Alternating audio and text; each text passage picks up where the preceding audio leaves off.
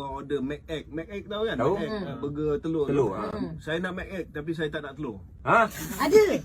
Wallahi. KJ lepas SPM buat apa? So lepas peperiksaan sekolah menengah, saya belajar di Singapura. Jadi saya tak ambil GCSE. Okay. Tapi samalah lepas peperiksaan sekolah menengah, Johan rasa I buat apa?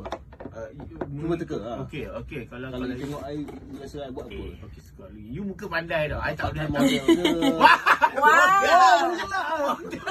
I rasa you kerja dengan your uncle, your company lah. I rasa you macam buat dalam pandai. drama. Kerja dengan Cemara Holding. Cemara Holding. Part-time dengan Cemara. Datuk Cemara. Tapi kau rasa awak jadi musician lah? Musician jalanan? Okay, I rasa you jadi ni. Yang kerja dekat fast food. Parah betul. Oh my god.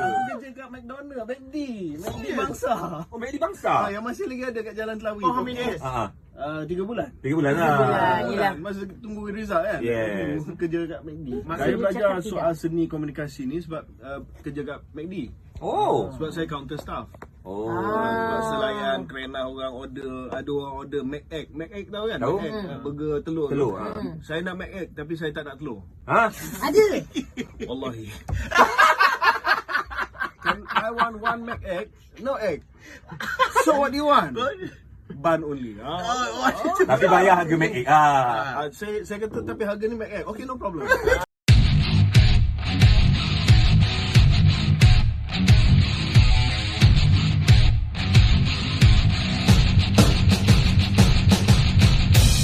Beza. Ada yang dah shock main gadget kan. Tapi macam kita dulu kan, memang automatik kita akan cari pengalaman kerja. Betul. Tak kira lah kita datang daripada keluarga mana ke, memang lepas keputusan lepas exam tu kita akan pergi Betul? kerja.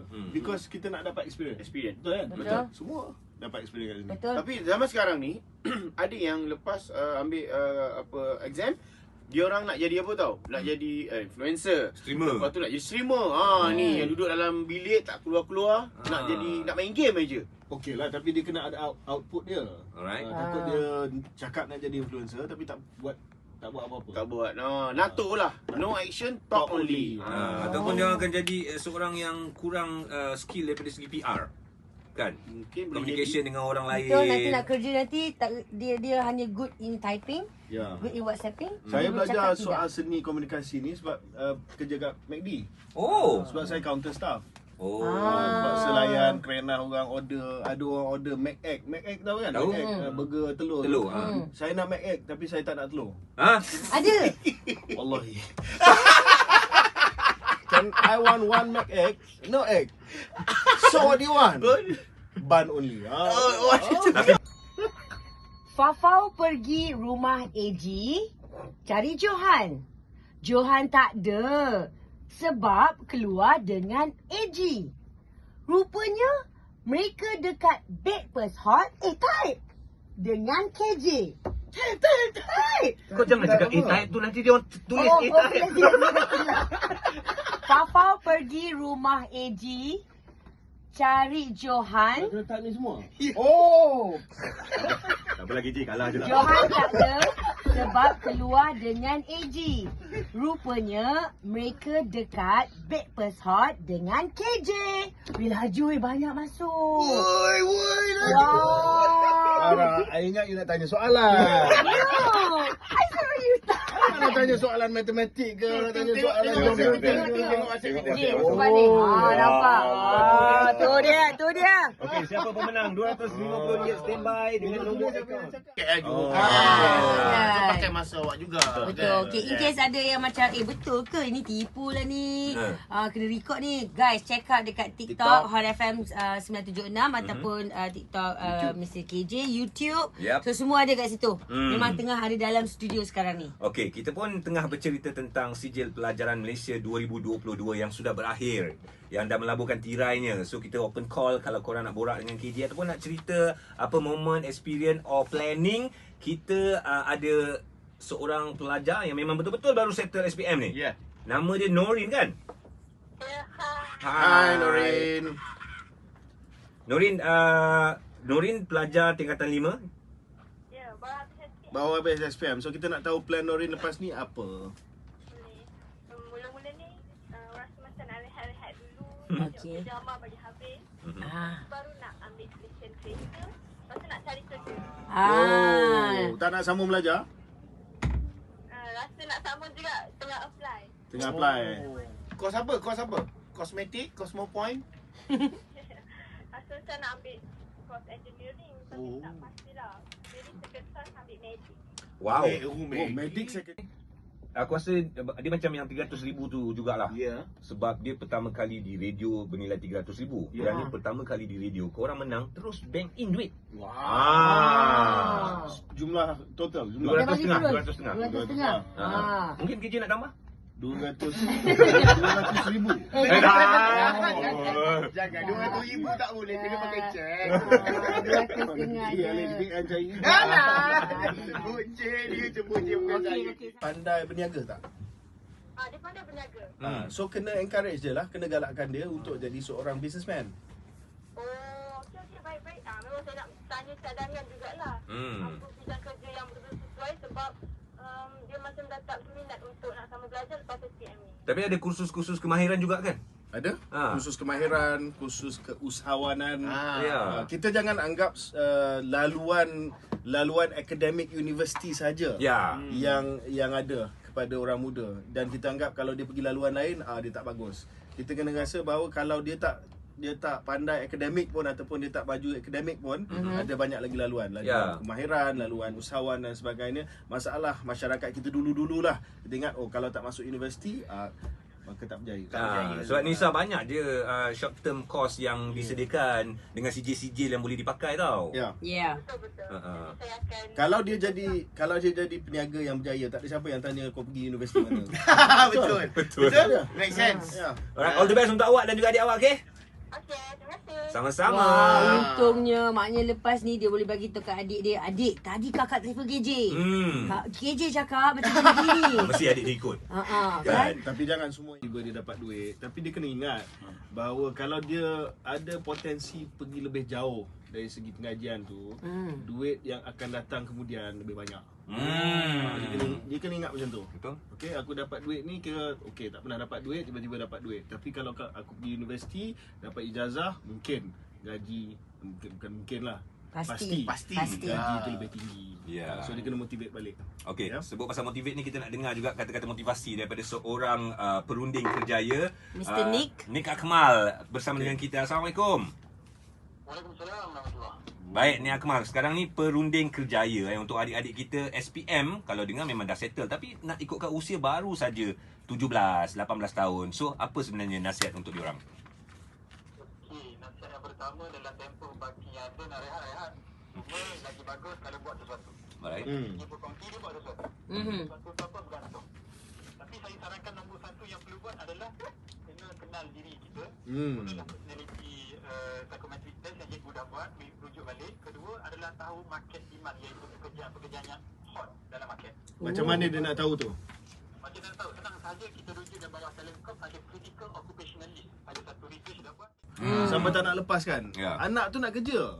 So nasihat saya kepada ibu bapa, kalau anak anda nak kerja, nak ambil part time, nak dapat menimba pengalaman, bagilah dia kerja. Itu Okey. paling penting. Untuk 3 future bulan je kan. kan? Macam Eji kata, bila majikan tengok kepada pemohon nanti, you kena ada something extra. Ya. Kalau you punya pengalaman hanya di sekolah saja, hanya sijil saja tak cukup.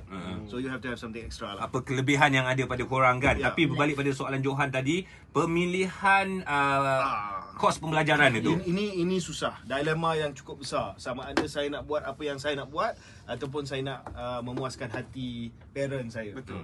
So itu memang dilema. Saya tahu ramai pelajar-pelajar memang menghadapi tekanan sebab dia pressure, mak ayah dia nak jadi doktor contoh, tapi dia nak jadi penari. Penari. So yang terbaik adalah be open dengan parent lah. Ya, be open dengan, bincang dengan dia orang. Kata ini impian saya. Tapi rasa parent nowadays pun dah lebih open minded kot. Saya rasa sekarang lebih open minded. Kalau dulu dia pressure, sekarang Ya. ni dia lebih terbuka. Tapi be open lah. Dan Yes. parent kena dengar lah cita-cita anak Sebab anda. mungkin ada reward yang ditawarkan. Ya. Ayah nak kau jadi doktor. Ya. Kalau kau dah bawa sijil doktor, ayah akan bagi Hot FM bersama Johan Fafau AG Plus KJ. Hari ni ekstra untuk anda dicantikkan oleh Tati Skincare. Betul. Hari ni hari Jumaat 17 Mac 2023. So kita nak dengar story korang. Sebab tadi kita bercerita tentang sijil pelajaran Malaysia untuk tahun ini alhamdulillah berakhir sudah. Okey, ramai yang menghantarkan WhatsApp berkongsikan cerita lepas SPM yang dalam masa 3 bulan ni apa yang you all buat. Okey, ramai juga yang menghantar WhatsApp tentang ibu bapa mereka. Contoh dia macam kawan kita seorang ni, nama dia Cik Gi. Cik Gi kata after SPM saya menganggur sebab my dad tak bagi kerja. Bila saya cakap nak kerja kejap je after SPM, bapak saya cakap, aku boleh lagi nak tanggung kau seorang tu. Tak habislah harta ayah. Habis. Bapak dia Datuk Seri tu. Datuk Seri syarikat mana tadi? Syarikat apa? Cemara Holding. Cemara Holding. So sampai sekarang lah I tak pernah ada pengalaman dan I masih lagi sambung belajar. By the way, ayah, I love you. Yalah. Okay. Dia love ayah dia, tapi saya rasa kadang-kadang parent ni dia love anak dia terlalu love. Sampai tak nak lepaskan. Anak tu nak kerja.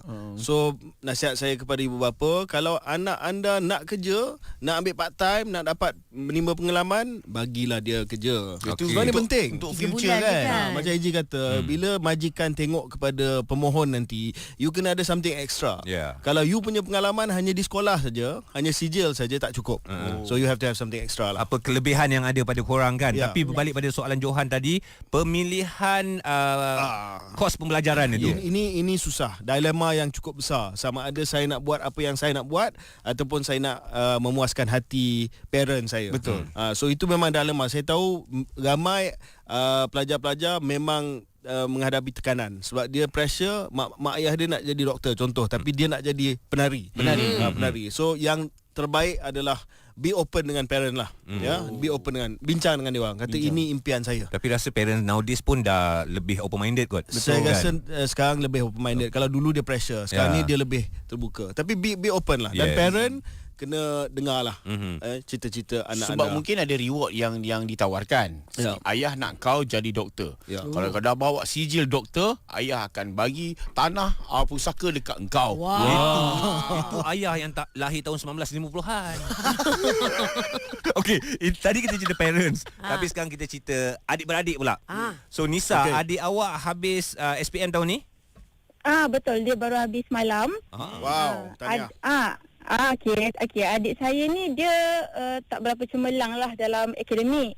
Kita orang pun memang adik-beradik ni memang selalu push, tapi kita orang rasa macam dah push to the limit, and dia nampaklah dia berusaha tapi tak cemerlang dalam akademik, and nampak minat dia tu lebih kepada nak cari kerja, nak cari duit. Sebab sebelum ni pun time dulu cuti PMR, cuti panjang tu dia bekerja, dan walaupun untuk kakak dan abang yang kami dah bekerja dan gaji tu boleh cakap banyak, and dia dapat sikit time tu gaji, dia tetap bagi dekat mak ayah juga. So you nampak adik ni dia memang bukan hanya minat, tapi dia pandai berniaga tak? Dia pandai berniaga. So kena encourage dia lah, kena galakkan dia untuk jadi seorang businessman. Okey, baik-baik. Memang saya nak tanya cadangan jugalah. Apa bidang kerja yang betul-betul sesuai, sebab dia macam dah tak berminat untuk nak sambung belajar lepas SPM ni. Tapi ada kursus-kursus kemahiran juga kan? Ada? Khusus kemahiran, khusus keusahawanan. Kita jangan anggap laluan akademik universiti saja yang ada kepada orang muda, dan kita anggap kalau dia pergi laluan lain dia tak bagus. Kita kena rasa bahawa kalau dia tak pandai akademik pun ataupun dia tak baju akademik pun, ada banyak lagi laluan kemahiran, laluan usahawan dan sebagainya. Masalah masyarakat kita dulu-dululah kita ingat kalau tak masuk universiti maka tak berjaya. Sebab Nisa banyak je short term course yang disediakan dengan sijil-sijil yang boleh dipakai tau. Betul. Nanti saya akan kalau dia jadi peniaga yang berjaya, tak ada siapa yang tanya kau pergi universiti mana. Betul. Betul. Make sense. Alright, all the best untuk awak dan juga adik awak, okey? Okey, terima kasih. Sama-sama. Untungnya maknanya lepas ni dia boleh bagi tahu kat adik dia, adik tadi kakak telefon KJ. KJ cakap macam begini. Mesti adik dia ikut. Kan? Tapi jangan semua yang layak pergi universiti tiba-tiba tak pergi universiti pula. Dah satu kerugian lah. Ini sekiranya. So kalau okey, soalan next. Untuk next untuk next Banyak soalan kau begini. Sebab saya dah banyak baca buku. Semenjak Baca kawan buku KJ. Semenjak kawan dengan KJ semua cakap, oh, pandai ni, orang pandai ni. Okey. Soalan dia John. Soalan dia. Okey. Masa trial. Okey, masa dia orang SPM masa trial, habis trial dia orang ada cuti. Dia orang dah buat part time kerja. Adakah bila dah buat part time kerja dah sedap rasa duit, adakah dia bagi efek dekat pembelajaran untuk next sambung pelajaran dia tu? Macam mana? Sebab dah dapat rasa duit ni. Nak kembalikan motivasi belajar. Yes. Okey, selepas ni. Okey. Johan ada tanya soalan, sementara menunggu keputusan SPM keluar 3 bulan. Budak-budak dah kerja part time and then dah rasa happy, duit dah ada, tak nak pula sambung belajar. Nak memotivasikan mereka semula ni macam mana? Jadi kalau dia dah happy sebab tak pernah jumpa duit, tiba-tiba dia dapat duit, tapi dia kena ingat bahawa kalau dia ada potensi pergi lebih jauh dari segi pengajian tu, duit yang akan datang kemudian lebih banyak. Dia kena ingat macam tu. Betul. Okey, aku dapat duit ni tak pernah dapat duit, tiba-tiba dapat duit. Tapi kalau aku pergi universiti, dapat ijazah, mungkin gaji bukan mungkin lah. Pasti. Gaji tu lebih tinggi. So dia kena motivate balik. Okey.